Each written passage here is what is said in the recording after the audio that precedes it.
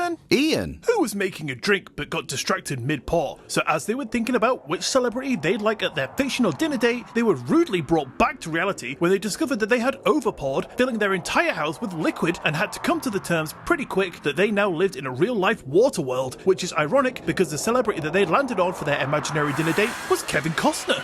Kevin Costner? No, two guys. What?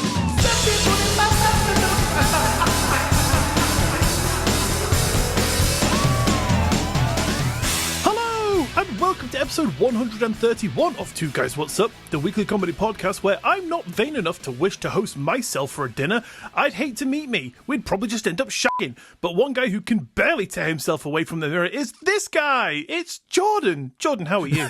Sorry, just finished shagging. Irresistible, as you know. That's why we know. Yeah, you are, Jordan. Absolutely. Yeah. Just lost for words, aren't you, Iain? I am. I've got a picture of you on my phone. I'm just lost in your eyes. No, that's FaceTime. Look at what I'm doing. Oh, wow. Bet you didn't know I could stretch that far. That looks really sticky. It's not too bad when you get used to it. Just put it in your mouth. Give it a try. No, it is a lollipop. Oh, is it? It is. It is penis-shaped, though. Oh, how unfortunate.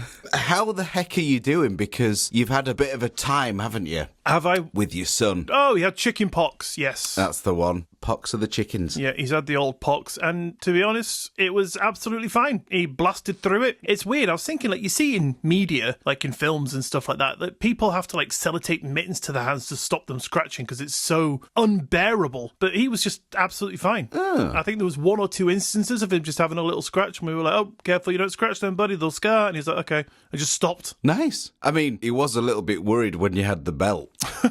Stop scratching, buddy. Okay. I probably shouldn't joke about that.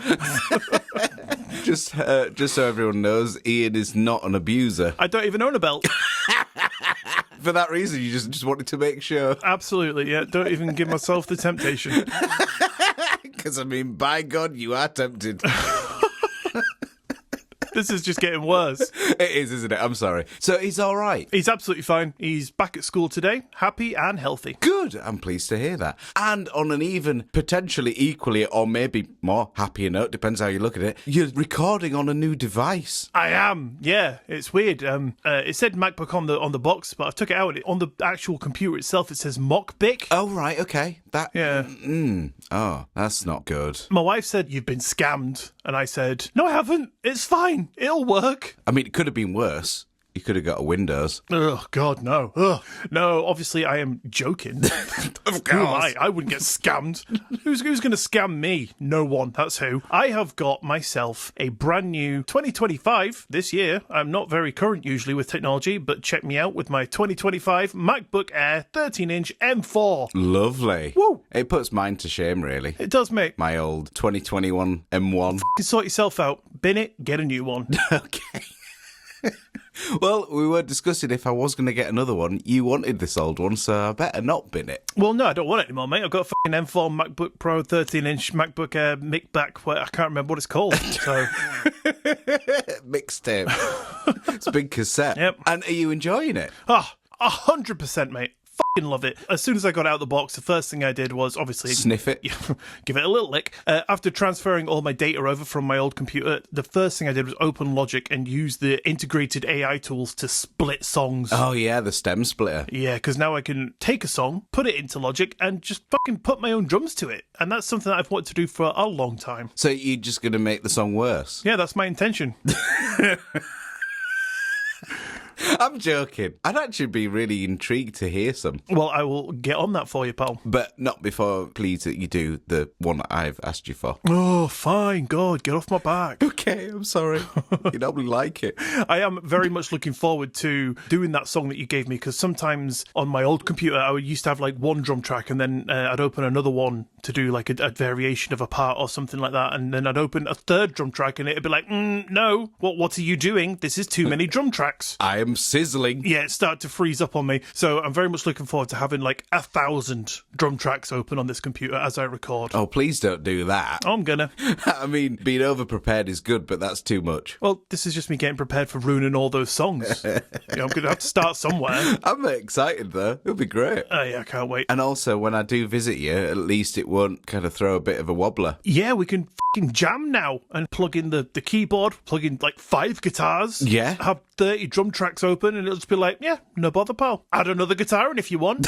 Plug that mic in. Excellent. We can drag people off the street. Yeah, let's do it. Let's just start a little impromptu band. At least you can record it all. Exactly. Yeah, we can record our death as we get killed by a stranger. That's all right. It got out in a really fun way. Some stranger will come in and be like, is that a new 2025 MacBook Air 13-inch M4 chip? I'm like, it is, buddy. Get on your knees. Pulls the belt out. You should be like, oh, you should get rid of that, mate. Don't tempt yourself. Faces to the floor. I'm taking the Mac.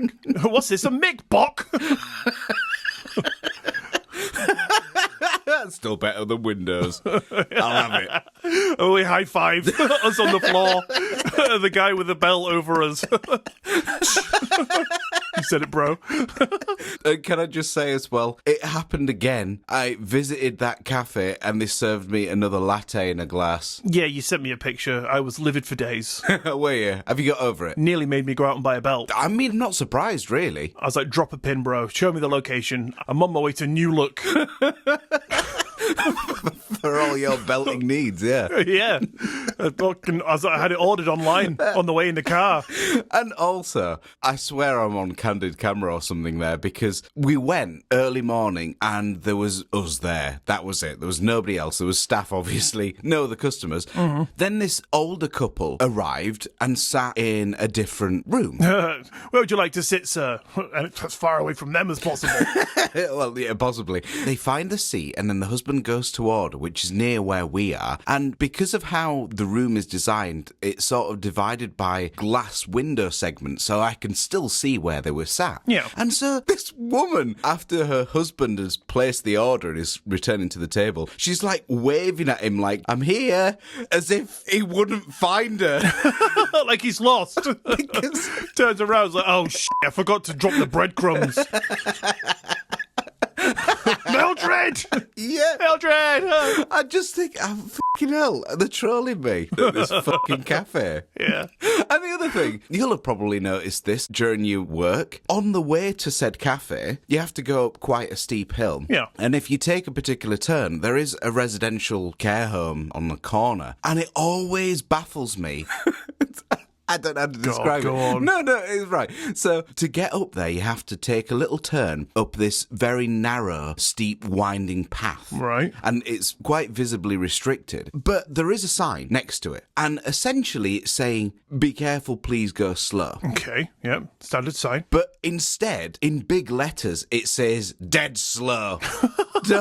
I don't understand. What a weird choice of words, especially if someone, English isn't their first language or something, and they just see dead.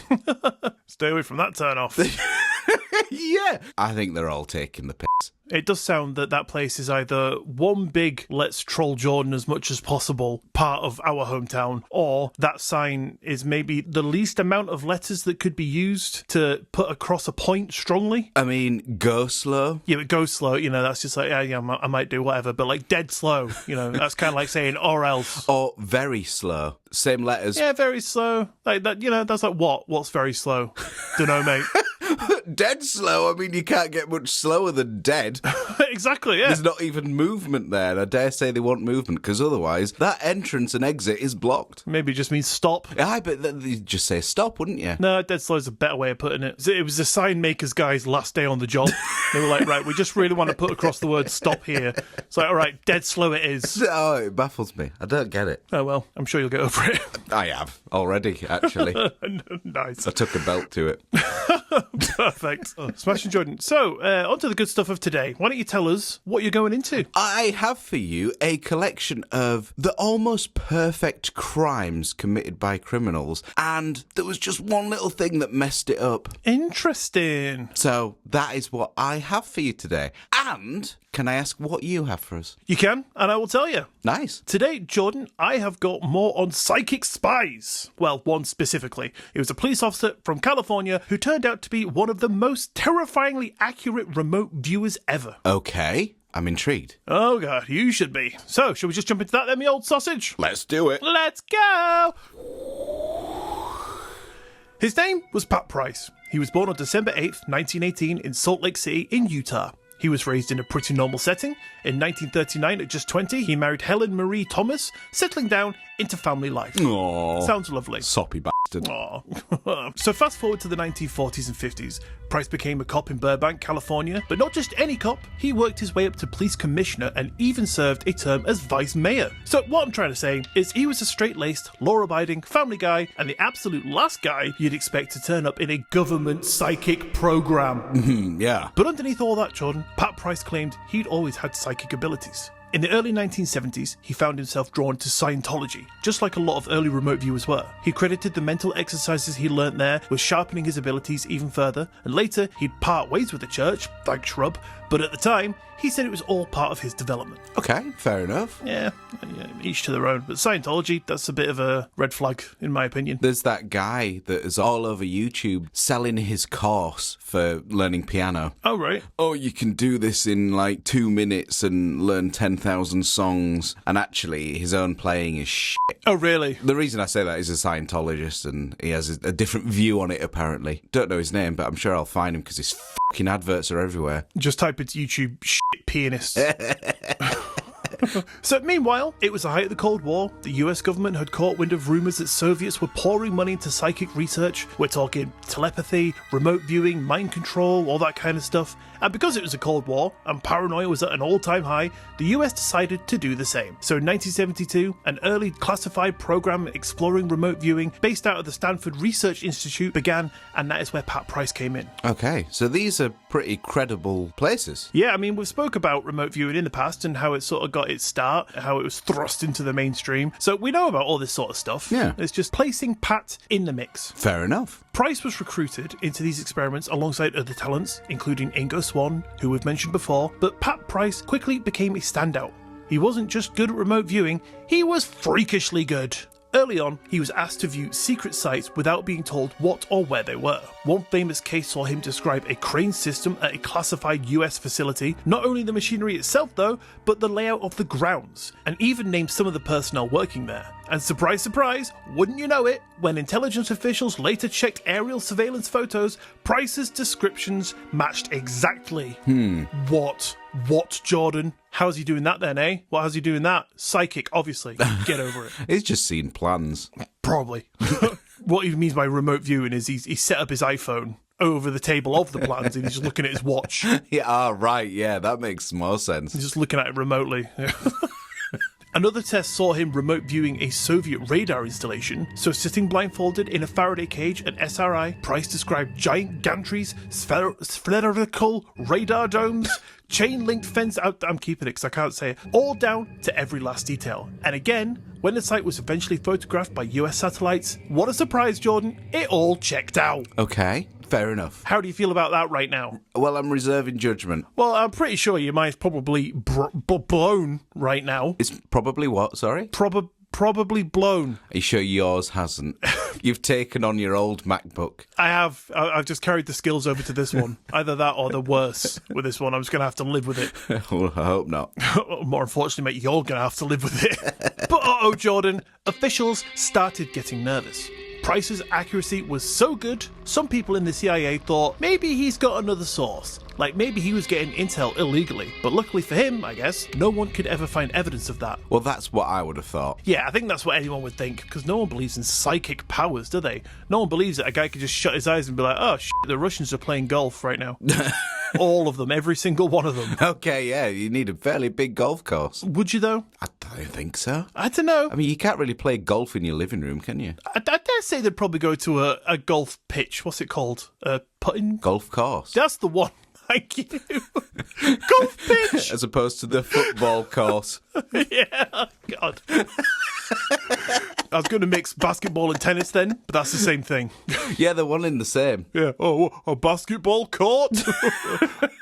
Idiot. Ha ha ha ha. Very funny. But then, Jordan, it got proper weird. In 1973, during an independent session at SRI, Pat Price dropped a bombshell. Was it heavy? Super heavy, because he submitted a report complete with hand-drawn sketches claiming he'd remotely viewed 4 secret underground bases around the world. But these weren't just military bases, Jordan. These were bases run by non-human entities. Oh, bugger. Oh, fuck.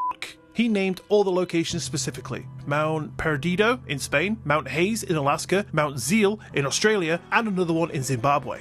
But he didn't just say, oh, there's aliens. He described the layouts of the bases, the technology they were using, and even what the beings looked like. He said they had infiltrated human society and were operating these hidden installations for unknown purposes. Okay. Which is always scary. You know, if you go to any 3-letter agency and be like, by the way, I've discovered aliens and they're doing something which I can't tell you for why. They're going to be like, oh, shit.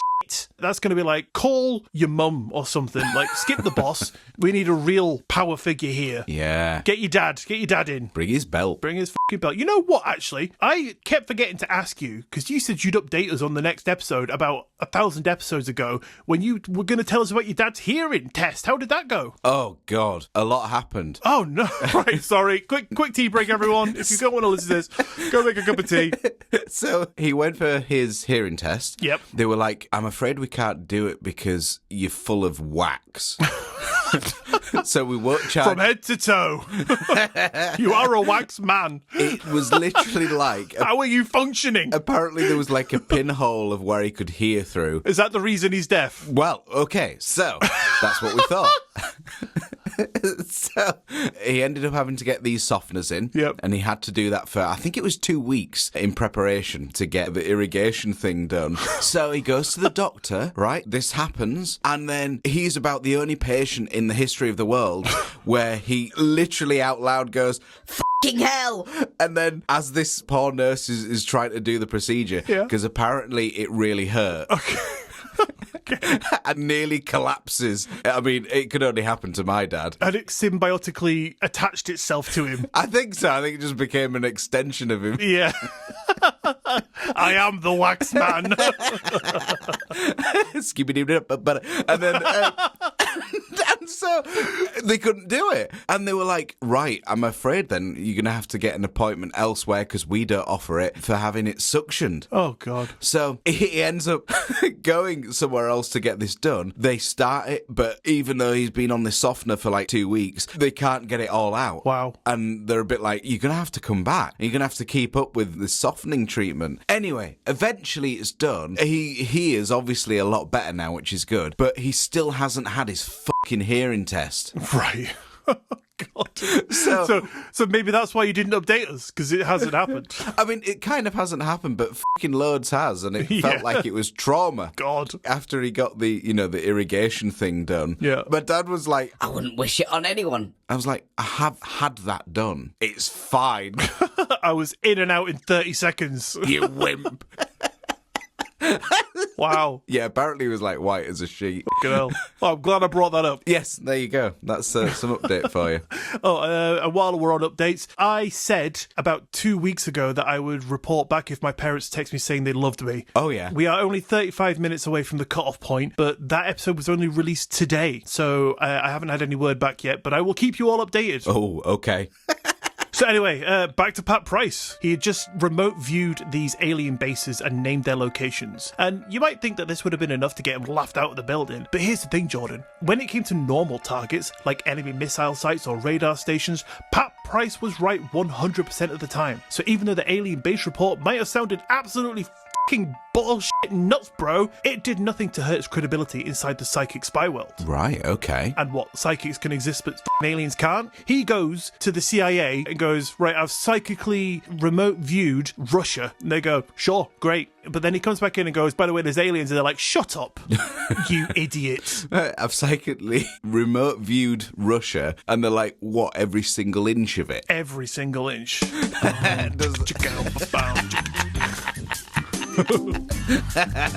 Oh, yeah. Actually, yeah, that's an interesting thought. If someone can do that, that's really bad on your privacy, isn't it? Oh, yeah. They can just fucking remote view everything. Wow. I'd just be remote viewing you in the shower, and I'd just be using my will to just make you slip.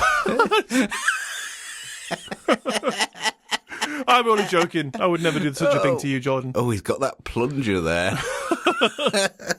You see this spectral... Slow down, baby. Nice. Oh, God.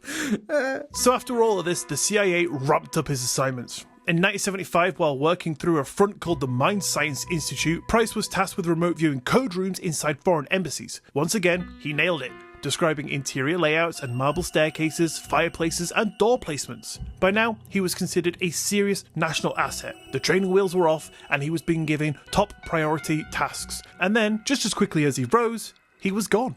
What? Gone? Old Pricey boy? Gone?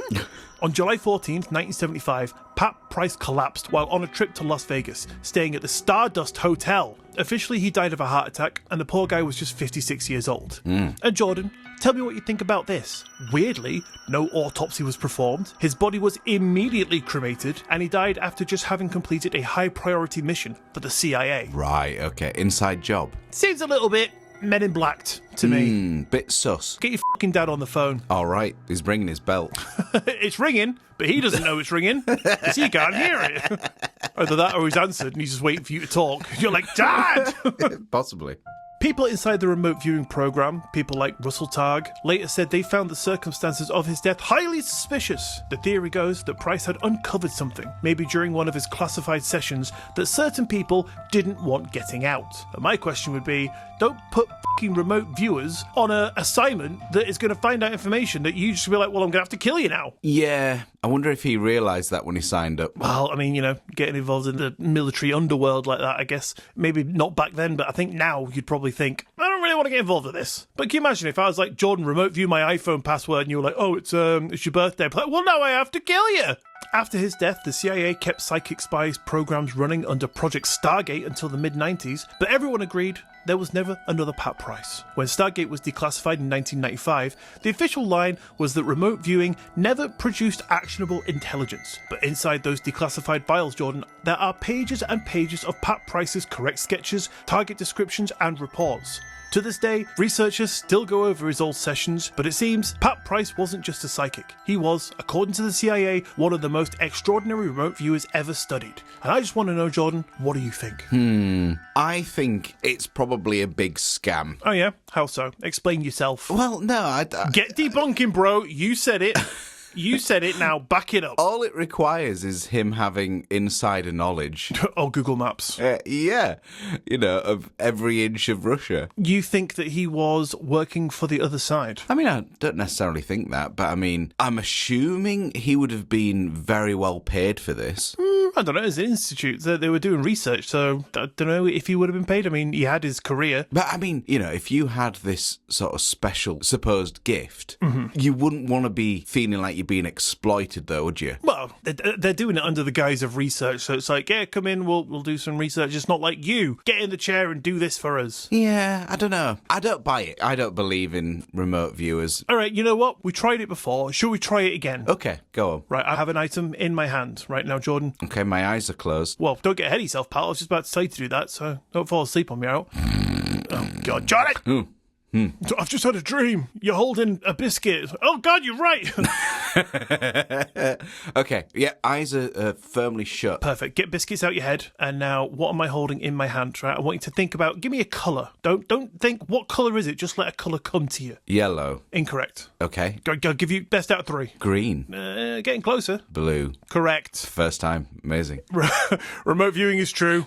Okay, shall I tell you what I felt like it was from the start? But this won't be right. Go on then. I thought it was a little pin, you know, like what you put into a notice board, that kind of thing. I don't know if this is weird or not, but I am holding a little penguin. Not a penguin. Not a penguin, but you know, you got pin, so maybe you're just getting the first and the last half of it. So maybe you just have to curate your skills a little bit better, Jordan. Fucking sort it out. Sorry. And maybe next time we go through some remote viewing stuff, you'll be like, boom! I know what it is. It's a biscuit. Okay, yeah, sorry. I'm sorry I'll let you down. It's fine, buddy. It's not the first time, won't be the last. I'm curious, though, what are your thoughts with remote viewing? Again, I don't see why I should be one to question it when there's so much information. I mean, I think it has actually been declassified. You know, all the documents have been declassified recently. It has come out that the government agencies have been doing these research and they have been given fruitful answers. Right. It does seem that they have actually been remote viewing other places. Okay.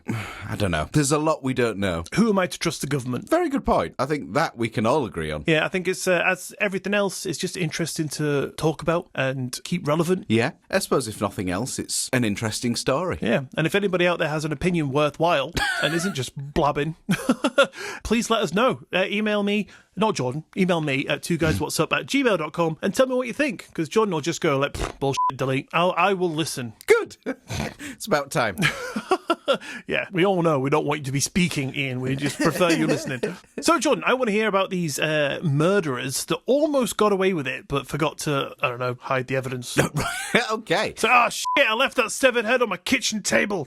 Damn. Well, I mean, you say that, but this honestly wouldn't surprise me. Okay. And also, they're not all just murderers, I'll have you know.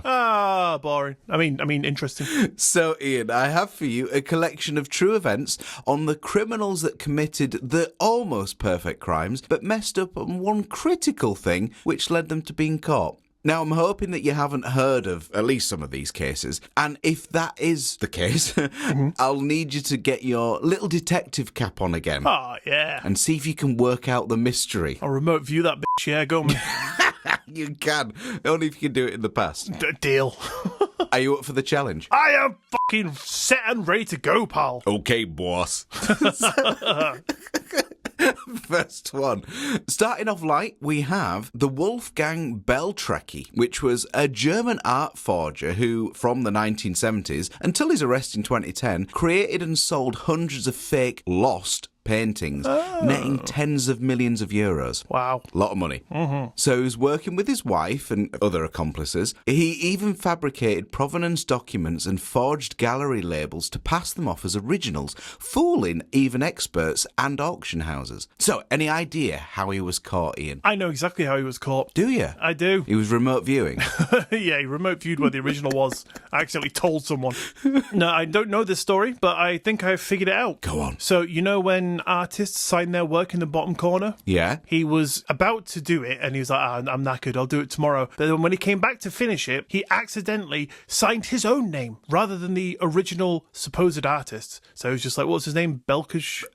It was Wolfgang Beltrecki. Right, so instead of writing, I don't know, Salvador Dali, he just wrote Beltrecki at the bottom. See, that would be stupid. That would be very stupid. But that wasn't actually how it went down. But I like your thought process, Ian. Thanks, buddy. What actually happened was when he forged a painting, it was found to contain titanium white, which was an invention that post-dated the original artist. Oh, interesting. Yeah. So what it ended up doing, that triggered raids throughout August 2010, and then after a high-profile trial, he was later convicted. So rookie error in that way. Okay, well, I mean, so the titanium white would give away that it was a fake, but how would that lead back to him? Like, did they get the titanium white off the canvas into a chair and be like, who painted you? Oh, it was Bell Pepper Trekkie. Bell Pepper. I can't remember his name. Wolfgang. Oh, I did since read that since he's been out of prison, he has returned to producing and selling art under his real name. See, I don't know why he just wouldn't fucking do that in the first place. If you are an amazing artist, so much that you can fool people with originals, just do your own fucking paintings. Maybe he just didn't have the creativity. I don't believe that. No. Maybe, I don't know, he was just drawing a fucking stick man.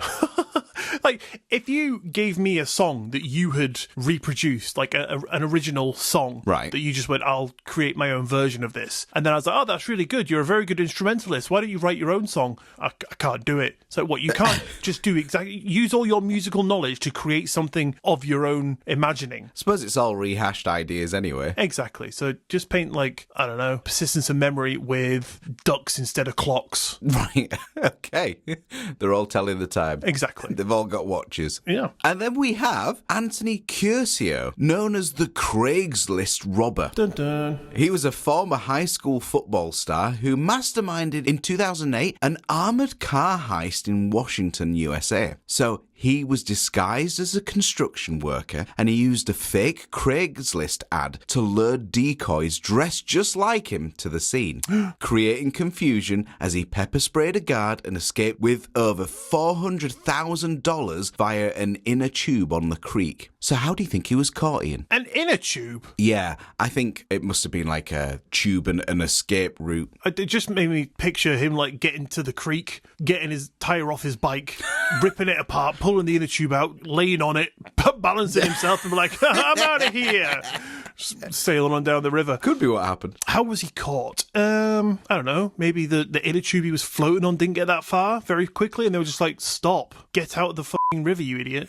What, you think so? But no, it was easier than that. Oh. He would have walked free from the heist, Ian, but a day before, a homeless man saw him do a practice run and thought that looked a little bit suspicious. So he ended up recording his license plate, and so after the robbery, he told the police, and there you go. Nice.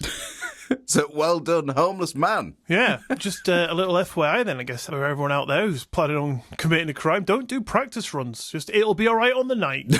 Have faith in your ability as a criminal. Yeah. In fact, no, rather the opposite. We do want them to get caught, don't we? We do. Have several practice runs. Yeah, and invite the police to your practice run so that you can practice what would happen should they turn up at that point. That's a really good idea. Then you cover all bases, don't you? Exactly. We're looking out for you guys. Perfect. And also get loads of people in to witness it. Yeah, and just make like a Facebook group, get posters up, like, I'm doing a practice run, please stay out of my way or you will be shot or taken hostage. Yes. You know, just to let everyone know. I think that's kind. Yeah, I think that's a really good idea, Ian. Especially so, see you at the bank at 3? Yes, yeah. Tomorrow and Wednesday. Well, if we do every day this week, then by Monday, when we're planning the mass robbery, Yes. then we should be fine. Deal. Great. Okay. I'll see you then. And just in case there is a robbery on that Monday, today is the 23rd at 10:44 a.m. So we can timestamp that.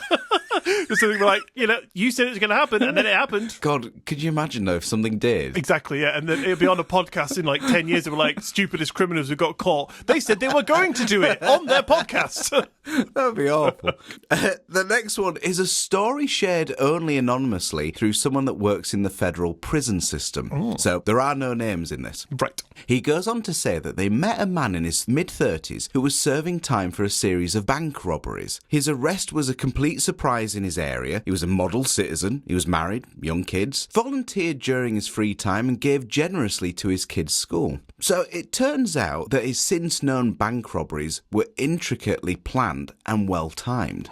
So how do you think he was caught? Good old-fashioned police investigations. No, Ian, it wasn't quite that. It was that one of his underlings decided to open up his own bank robbing business, which I love the use of that phrase. Underling. As if that was a legit thing. But he wasn't quite as smart as our main guy and ratted him out when he was caught as part of a plea deal. See, that's why you always work alone. It is. Oh, no, rather, you work with as many people as you can. Well, so they rat everyone else out, not you, hopefully. No, because we don't want people to do it. Oh, of course, right, yeah. Oh, by the way, just so you know, on the practice run, I am planning to shoot you because I will be working alone, so I can't have you getting caught and ratting me out. So Just beware that I will need you just to lie down on the ground for about 5 hours while I complete the rest of the practice run. That's fine, I can do that. Nice. That's easy. Well, man, I was planning on robbing a bank, but now I get to lay down? Sweet.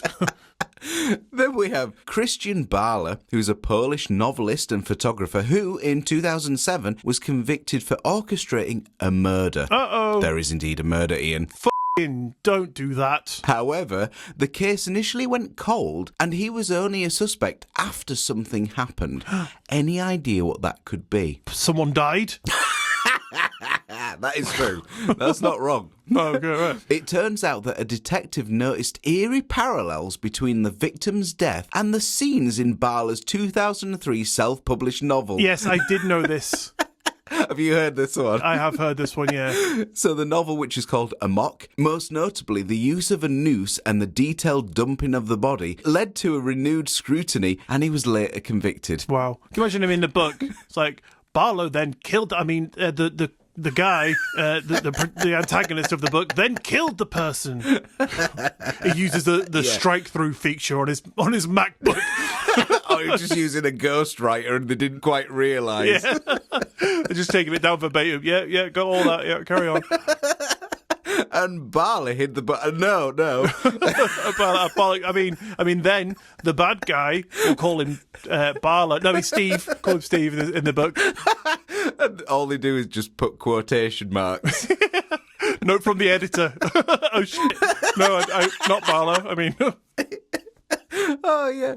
Next one, we have the DC sniper attacks, which were a series of coordinated shootings that occurred in October 2002 throughout Washington. Ooh. Yeah, over the course of 3 weeks, 10 people were killed and 3 others critically injured by sniper fire from a modified car. So what happened was the attackers used a hole in the boot of their Chevy to shoot victims at random, creating widespread panic. That is like ultimate dick move. Yeah, I mean, as dicks go, that is a 10 out of 10. Yeah, that's like absolute fuck whack, you know? Yes, all of those things. And more. And more, yeah. Just taking people out random, like causing such horrors and misery in people's life, just for literally no reason other than you're bored or you wanted to have a little bit of whatever you would call fun. And for a time, the police almost had no real leads. In the middle of the attacks, the snipers began communicating with authorities, sending taunting messages and leaving clues at crime scenes. Wow. One key message left behind demanded that the police call me God and directed investigators to a murder in Alabama that occurred a month earlier. So at the time, police were overwhelmed with thousands of false tips from the public, and even when shooters themselves tried calling in, their messages just didn't get through, or they just weren't taken seriously due to the chaos. So how were they caught, Ian? I couldn't tell you. Well, the snipers were so frustrated that they dropped cryptic notes urging investigators to look into the Montgomery case. And once detectives followed the lead, they found that a fingerprint from the Alabama crime scene matched one of the snipers, whose prints were filed due to a totally unrelated immigration issue. No way. So they got themselves caught. Yeah. Well, good. Well, yeah, that is very good indeed. But what fucking idiots. They may as well just been like, it was me. Yeah, if you want to try and catch me, here's my phone number. Yeah, here's my social security. 2 things that reminds me of. First of all, anybody in America who's listening, feel free to email in and ridicule Jordan's pronunciation of the word Alabama. And secondly, Alabama. Have you ever heard of the BTK killer? No. I thought he might appear on your list, so I thought I'd get there first to show how clever I am. But the BTK stood for bind, torture, kill. It was essentially a family man, absolute dickhead, would like break into people's homes, tie them up, torture them, take them to the point of like passing out, like choke them nearly to death, and then give them their oxygen back, and then revive them, and then be like, I'm gonna kill you, sorry. Like, be like really calm. Right. Can you imagine how horrifying that would be to have someone in your house just being like, I am going to kill you, there's nothing you can do. Like, not in a kind of rage. Yeah, like in the most lovely way. Yeah, it's like a horrible, like impending, there's nothing you can do, and it's not like a chaotic moment. That'd be fucking horrible. Yeah. But the way he got caught is he was communicating with police, and he was doing it via letter, and he said, if I send you a disc with a note on it, would you be able to track me through that? And they said no. So he did it. But they were lying. They were lying, yeah, and it had the computer's IP address or some kind of imprint on it, and they tracked it back to him, and they were like, got you, bitch. Wow. I don't know how that didn't appear on my list, but that's hilarious. I'd have tied him up and been like, you're going to jail. Yeah. Doofus. But not before you nearly die. Yeah, nearly take him out a few times. Oh, what an idiot. The next one, we have another man who got into selling drugs on the dark web. He had this setup where he'd buy the drugs and package them in his room, ship them through UPS, and collect money through cryptocurrency. Now, he made a lot of money. He went on for a while without being caught, and even found fictionalized accounts he wrote about how he was able to do it, including driving 50 miles to make drops. Wow. So how was he caught, Ian? He got high on his own supply, walked into the police station and said, I'm here to drop off some drugs for Phil. That would be amazing. And they were like, get in the cuffs, mate, they said. Okay. No, it wasn't quite as stupid as that, to be honest. He was caught when an employee noticed that he was handling large numbers of small envelopes while wearing latex gloves, and therefore reported it. And the weirdest thing is to think that he would have probably gotten away with that if he'd worn winter gloves over the top of that or something. Yeah, absolutely. But yeah, that's how he was caught, because he just wore latex gloves to the fucking post office.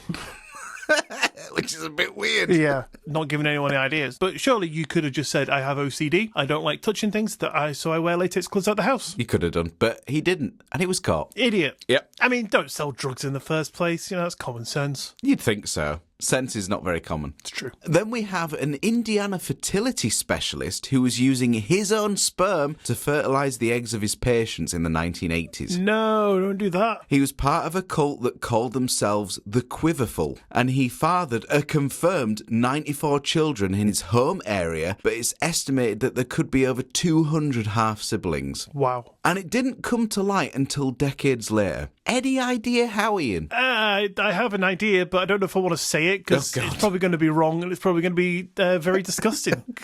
God, you kind of have to now. Would there be a high number of sibling relationships in his town, and then they'd be like doing DNA tests and finding out all these people are half siblings, and then it'd come back to him? You're kind of right, really. So it was found out when one of his patients' children took a DNA test for an unrelated matter and found 7 half-sibling matches. Right. And, he would have absolutely gotten away with it if it wasn't for those meddling kids. I bet you wish he'd just shaggied instead of wankied. I think he did.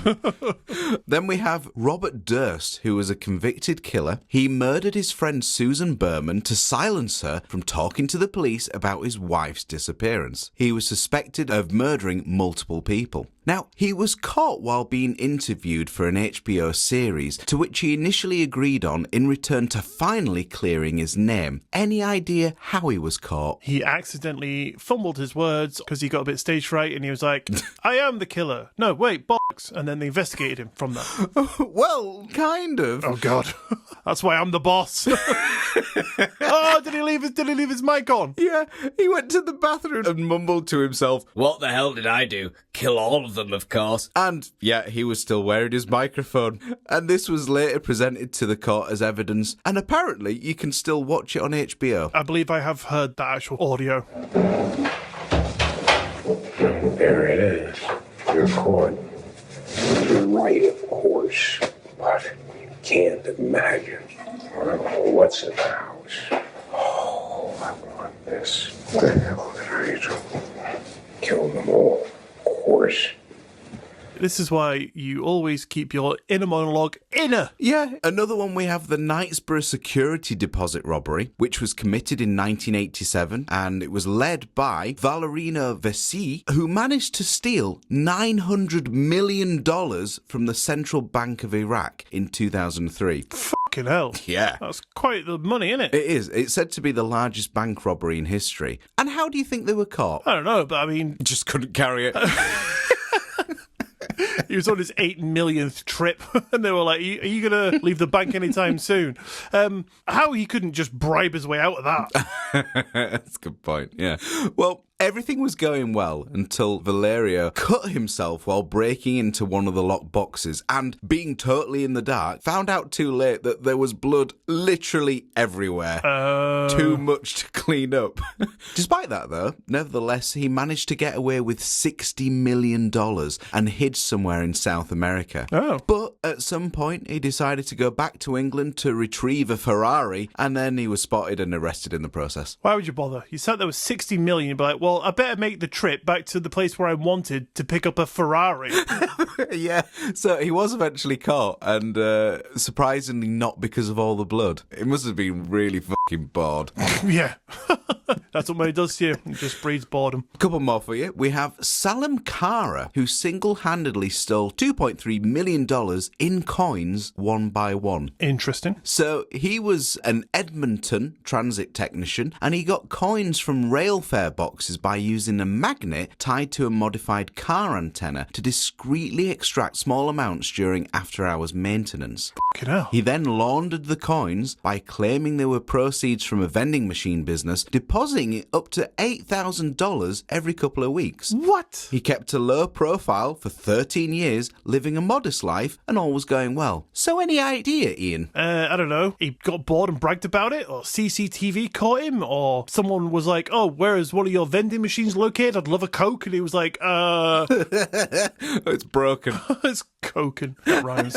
Sorry. No, he ended up blowing it because he was questioned by authorities for buying luxury cars and a $1 million house. Well, why couldn't he explain that with his vending machine business? Because obviously there was an investigation and none of that existed. Okay. So his lavish lifestyle led to him being found out. I can't fathom that. How much did he steal at once? Obviously it was bit by bit. This was over 13 years. Yeah, but to amass that amount of money, I can't figure out if that's a lot in one go or not. I mean, I dare say he would have had to constantly be doing that. Yeah, it's like, you come for lunch? It's like, yeah, I'll be there in a minute. I'm just magneting up all these coins. I mean, to be honest with you, he kind of deserved it. I mean, that's a fucking lot of work. Oh, yeah, God, yeah. But didn't you say you were stealing from a charity box? No, it was the rail fare boxes. Oh, so he was taken away from the rail? Yes. God. Stealing from his work, basically. Well, that's naughty. Yeah. Go to prison. I mean, that is naughty. Where's my belt? Penultimate one. We have the Antwerp diamond heist. Okay. This was the kind of perfect heist of the century, where an Italian gang stole 100 million euros worth of gems. Now, everything was successful, but they were later found out. And any idea how they might have been caught? One guy encrusted an entire Hawaiian shirt with diamonds. That would have been stupid. No, I'm afraid it wasn't that. It was while leaving Antwerp, they disposed of the disguises and the tools used, but one member of the gang was a bit too lazy to burn everything as instructed. Fuck's sake. So, among the rubbish, the police found envelopes of the Antwerp Diamond Centre and a receipt for a sandwich bought at the store close to the centre. They recovered video footage of the sandwich store and busted the mastermind of the heist. Wow. Yeah. So he's feeling a little peckish, bought himself an egg sarnie. Yeah, that's it. And that led to, what, like 4 days in prison? There's something like that. Maybe a week. Apparently, to this day, some of the stolen diamonds are still unaccounted for, so they are still out there. Has anyone checked that Hawaiian shirt? Under the collar. Yeah, it doesn't have buttons, it's just big rocks. I mean, it's a perfect disguise, really, because if someone tried to take a picture of him, it'd just glare back at them. It would, yeah, it's like an anti-photography shirt. It is. Nice. That's great. Good idea. Thanks. Patent pending. I mean, terrible idea. Don't do it. And finally, my favourite one. This is one about an Australian kid who hacked the FBI and, in order to show his power, uploaded his own photos on their website. Oh, well. Not of him. Oh, okay, right. I was going to say 5 points to anyone who can guess how he got caught. Just clarified. But the kid was clever, and he even scrubbed the metadata from the photos so it wouldn't even show his GPS location. Wow. He was more clever than that other guy. BTK. They're like, will it show my location? No, not at all. Well, So he thought ahead and did that. nice. So any idea how this kid was caught? His parents were like, you shouldn't be messing with the CIA. Now go and apologise. I don't think they knew, to be honest. Get my belt, Mildred. That was enough to turn himself in. Sorry, go, fucking go, calm down. No, Ian, what it was despite creating these scrubbed versions of the photos, he proceeded to upload the originals with the information still on it. Oh, God.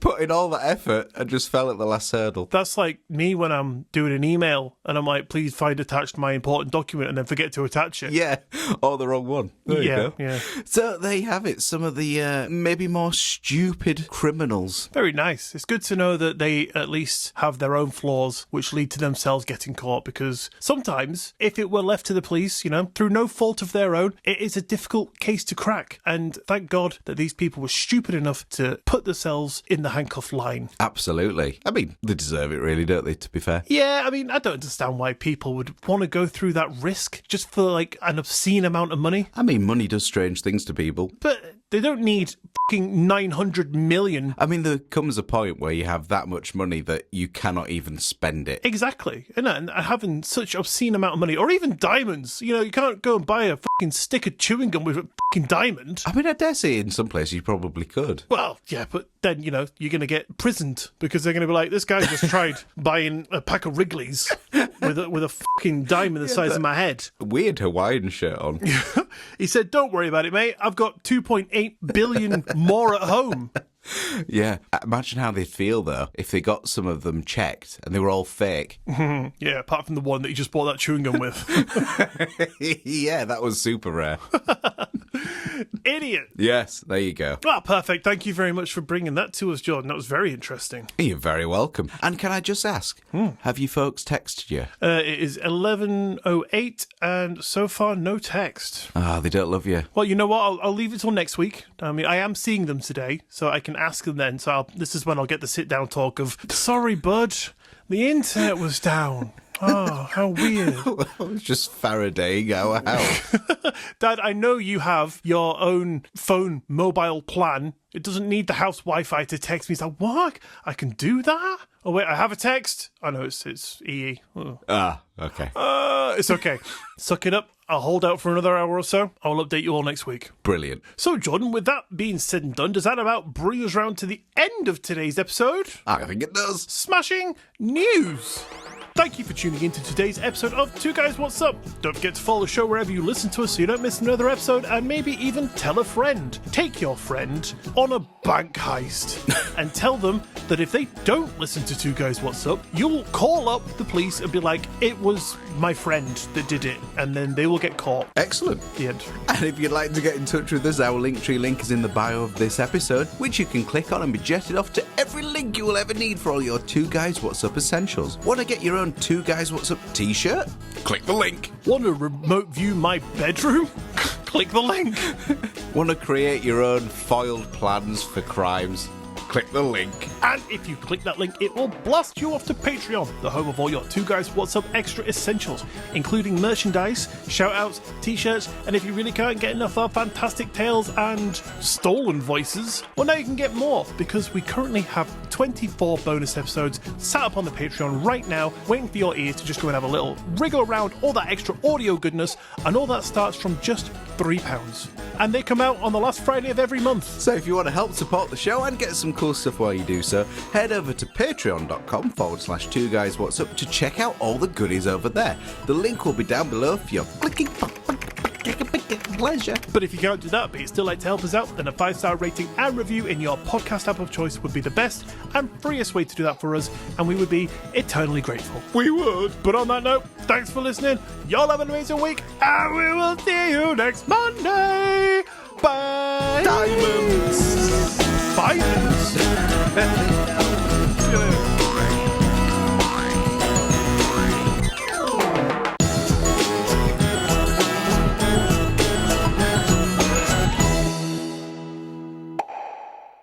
His name was Pat Oh, Price. well. Excuse me? I thought you were about to sing Teenage Dirtbag.